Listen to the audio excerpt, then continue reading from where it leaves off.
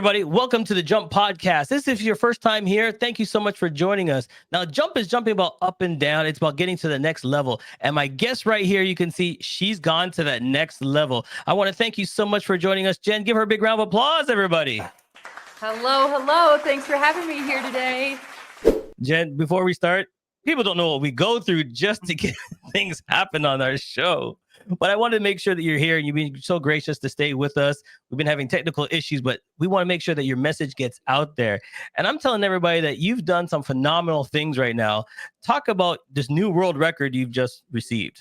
Yes. So I'll bring you back to the beginning of it. 2018, I was in a car wreck that should have taken my life and didn't. And instead, it woke me up to the magical gift life is. And I decided that I was going to start stepping into things that got me excited.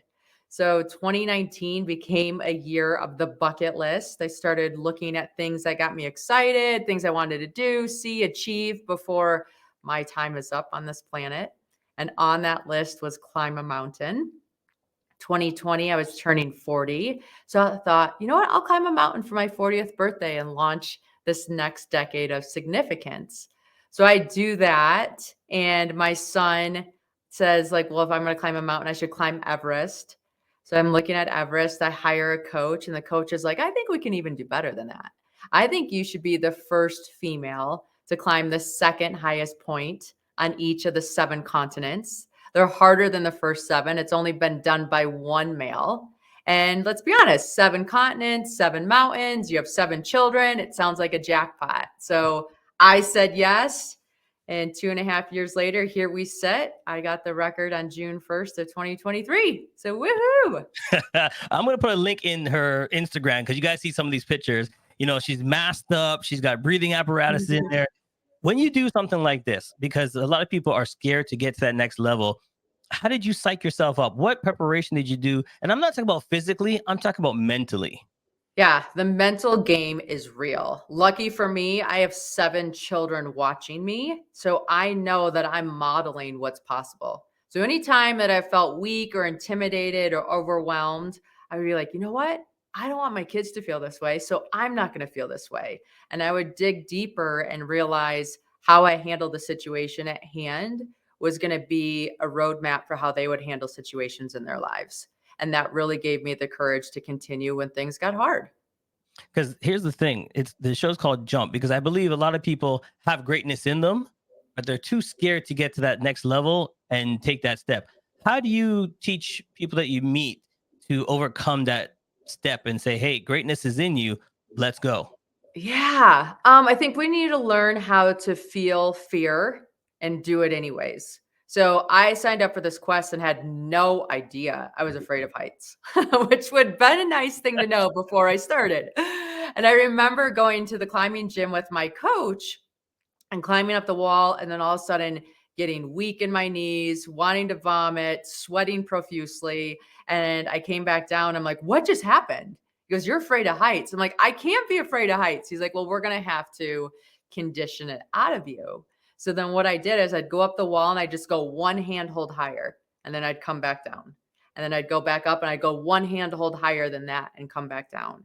And they call it exposure therapy. And it worked, right? Like I'm going to feel the fear, but I'm going to still do it. So my body understands that, okay, we can feel any way we want to, but my mind is going to overrule that and we're going to continue on. And that's been a really helpful metaphor for me to dig into when things get hard. Now, you said you got, 7 kids, the mountains, but you have 5 boys, 2 girls. Right? Yes. Yes. I know the boys are going to be like, yo, mom, that was so cool. What does your daughter say about this? Oh, my daughters think it's so fun. In fact, they probably like climbing the most out of all of the kids. So it's been a nice way for us to connect because when we're at the climbing gym, we can all play on the climbing wall. I might just go a little bit longer or harder than they do, but we're roped up, we help each other, and it's just been a really fun experience. Now, do you believe that your kids gave you some of that inspiration to do what you do nowadays? Oh, 100%. Yeah. Like before I got in the accident, I mean, I was a good mom. I was definitely putting my life on hold for my children. And then once I got in the accident, I was like, I shouldn't put my life on hold for anybody. I need to do what gets me excited. And in fact, I'm demonstrating what it's like to be a mom. And so when I started doing things that got me excited and pumped up and all the things, my kids are seeing what it's like to be a mom that does herself and takes care of others instead of sacrificing herself to take care of others. And I think that's a healthier way to do life. I love that you're putting that forward because what's we call work balance. You know what I Yeah. mean? Sometimes we give too much to one side and we take too much the other side is one or the other. I love that you're saying that when mom feels great and fantastic, you can pour more energy and love into your kids because you're doing what you're doing. They're seeing you do what you do. So how do we translate in that into the corporate world? Yeah. I work from home sometimes and I will do Zoom calls and my kids will see me do Zoom calls. They'll see me prep for Zoom calls. Um, I like to include them as much as possible. Here's what I do during the day so that we can have the resources that we have to do what we like to do. And I think just including them as much as possible allows them to understand that sometimes this is what balance looks like. Sometimes I'll take them out of school for lunch and we'll do something special because I'll have to work late at night and they'll realize it's always a juggling act. So when we first started talking, you mentioned that, growing up, flight attendant, you want to travel around the world. Where do you look at that now? Oh, I love traveling. I love taking my kids to travel because it just breaks our routine. It allows us to go somewhere else, see different ways of doing life, different ways of experiencing the day. And then we come back to our routine. We're like, oh, wait, maybe we don't need to do it that way. Maybe there's a more efficient or effective way for us to proceed or build our lives. So I love taking them to experience different cultures because it helps us develop our own internal family culture. So not only are you breaking records, you're writing books. Tell us about your book. Yes. So I wrote a book, Break Proof: 7 Strategies to Build Resilience and Achieve Your Life Goals. And I take you on the mountain adventures with me. So I'll take you on each expedition and let you extract a lesson from that expedition to apply to your own life. I call the book Break Proof because we're going to break in our pursuits. It's not this get to point A to point B with no setbacks or obstacles. But when those setbacks or obstacles happen, we have a chance to review everything that's broken. Now we have proof: what's working, what's not working, what do we need to continue forward and continue up our climb, in the metaphorical sense. And hopefully this book adds a lot of value to all the readers. So far the feedback's been amazing and I'm really excited about it. So it launched January 9th, releasing January 9th, 2024. Now, Yep. what was the major setback in writing this book? Oh my gosh, I'll climb mountains before I write another book. It is so hard to write a book because you're writing to a blank piece of paper and you're not getting feedback, right? So you're not sure, like, am I giving too much detail, not enough detail? Are we moving through the story fast enough? Are people getting bored? And it's a struggle, but I've had a whole bunch of people read it to give us feedback as we've been developing the concepts. And I think we finally landed where we're all happy, but it was a journey. It was definitely a journey. So, do you think writing the book was harder than climbing the mountain? 100%. I'll climb a mountain before anybody recommends me write another book all day long. Thank you very much. So, writing the book, people say when they get into the book and writing the book, it flashes them back to the experience they've had. Yes. What was the Yes. one experience when you're climbing the mountain that you just said, I'm done? Was there at any time during that climb that you just said, okay, I did it, I tried, I'm done? Or was it just go, go, go the whole time? Oh no. The reason why we celebrate summits is because there's 1,000 times before that summit where you wanted to tap out and say, just kidding. I was kidding. I did not want to do this pursuit. I don't know why I signed up for it. But when you're at the top, you're like, okay, I overcame. I overcame those thoughts that are temporary, that are trying to limit us and keep us stuck. But when I was going back and writing the book, this journey hasn't been easy. I lost a friend to an avalanche. A friend lost his hand to frostbite. There's been hard things that I've had to metabolize in this pursuit. And even being away from your family is hard. But the journey has made all of us better. And for that, I'm grateful. And all that is into the book. Yes, yes, yes, yes. So please tell everybody when they can get the book and where the book is going to be. Yeah. So if you go to my website, jendrummond.com, you can find all my social media channels, reach out, say hello on whatever platform you like best, and then also find the book there. Otherwise, it's on Amazon. If you pre-order, there's a whole bunch of fun bonuses and freebies available to you, or you can wait till January 9 and it'll ship that day. All right. Well, it's time to have some fun with you. Let's go. Okay. It's now time for rapid fire. Rapid fire is a quick game. It's got 2 minutes on the clock. But here's the funny thing.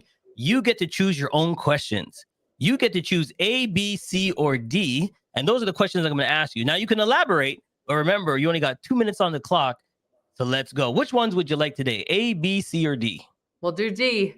Let's go for D. 2 minutes starts on the clock when I ask you the first questions. What's your most memorable year? Ooh, 2006. Would somebody call you a nerd in school?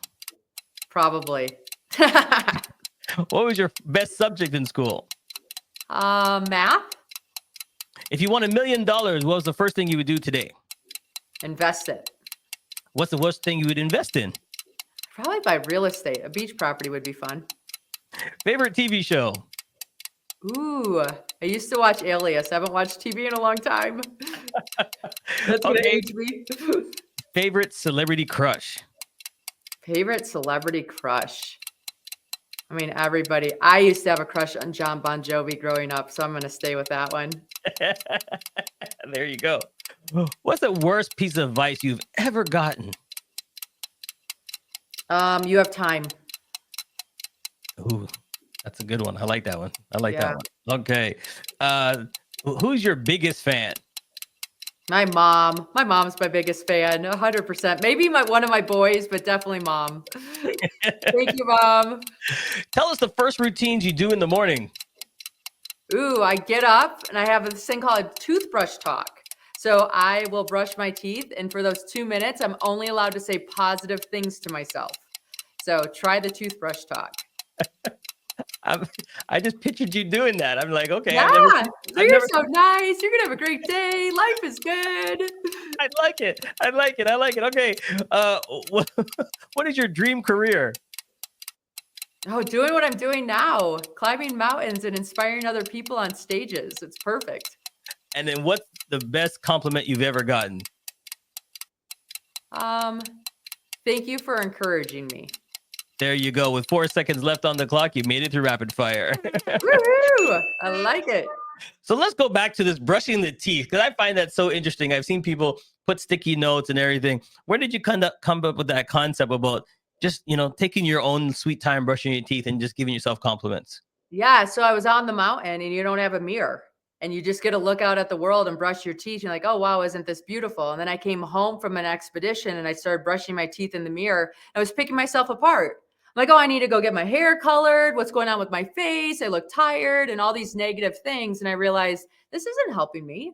The world's hard enough. I don't need to be hard on myself. So I turned in my toothbrush time to a positive toothbrush talk. And I'm only allowed to say positive things to myself about myself when I'm brushing my teeth. So it's just straight affirmations, or is it just compliments? Which one is it? Whatever I need that day, right? Let it be flexible, but let it be empowering and encouraging and uplifting. So when you go out to do speaking engagements, because I know people are probably after you now, the climbing the mountain, what's the one message that you're trying to get into people when you're on stage? I think the general thing is we don't get to choose when we die, but we sure get to choose how we live. And so today, can you make a choice that's for yourself to live your best life? And what is success to you?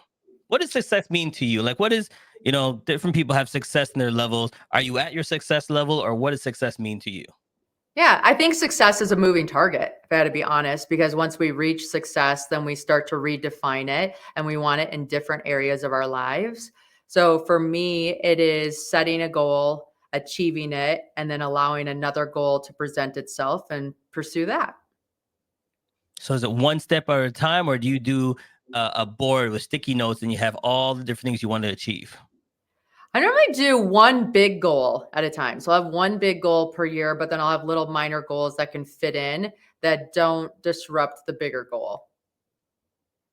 Makes sense. So when you go to your website, you have a thing called 40-day challenges. Tell everybody about that. Yeah. So for me, I'm a sprinter, right? Like I love having little bursts of things that I focus on. And I built challenges for myself to hold myself accountable.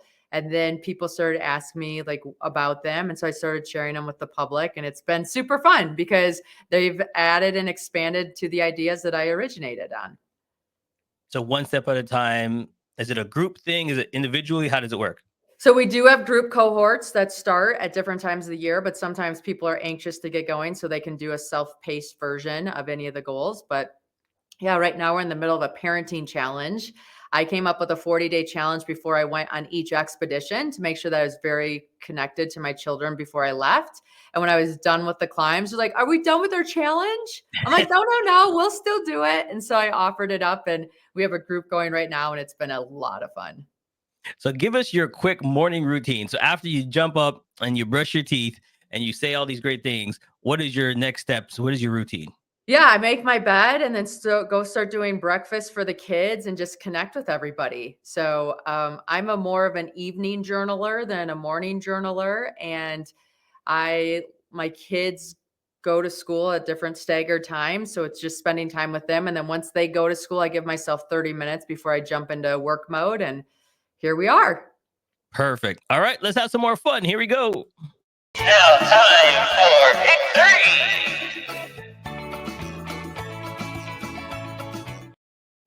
It's now time for pick 3. So this will be your last 3 questions before we let you go. You get to choose your own questions again. So give me 3 numbers between 1 and 13, and those will be the last questions before we let you go today. Okay, 2, 7, and 10. 2, 7, and 10. All right. Number 2, what are 5 people would you bring with you on a deserted island and why? Ooh, Only 5 people. I'll bring my 5 boys because no matter what happens, they're going to make me laugh. Makes sense. Here you go. All right. Or 4, would you rather spend time in the North Pole for 2 years or in the Sahara Desert? I'll do the desert. I've done the South Pole and it's way too cold. I want warm. And the last one, past or present, who would you want to follow and why? Just to be a shadow for 24 hours, past or present. You just want to follow that person for 24 hours, get to know them, what they've done, be a fly in the wall. Why would you choose them? Okay, Cleopatra, because that was a time where they like worshipped women. I want to know what it was like. So I've never, hey, you know something? I get it. I get that one. But how is it different from today and to then? Oh, I don't know, right? I wasn't alive then. I just mean, know. like, what I mean is like, how do you feel that we need to grow more? Because when I asked you that question about your daughters and how they see you climbing the mountain, I feel like, you're now their role model. You know what I mean? They see what a woman can do, like you're saying, the first woman to ever do that. And this is 2020. When did you do it last year? Yeah, I just finished this year. Right. And it took us that long to have somebody great like you to do that. Is it because we don't see the challenges? We don't see different avenues? What is it, do you think? I think it's just we're evolving, right? Like things have shifted. I definitely think it's improving and I see there's continuous improvement, but it'd just be fun to know if we got the stories right from the past and how did it play out. Fantastic. So before we let you go, tell everybody where they can find you, your podcasts, contacts. If they want you to speak on stage, go ahead. Yes, jendrummond.com. Find me there. You'll see my social media handles. So connect with whatever platform you prefer. I love speaking, join a challenge, order the book, and I hope to meet you soon. Thank you. Fantastic. Listen, it's been an honor and pleasure to meet you. You're doing some phenomenal things and create up the great work. And we hope to see you on the next championship, next level that you're doing. Please keep us informed. All right. Perfect. Thank you, everybody. Have a great day. Thank you so much. Has come to an end, but the fun doesn't have to stop here. If you have any questions, suggestions, or feedback, head over right now to Twitter and Facebook and like, share, and get involved. Join us next time. Please be advised that the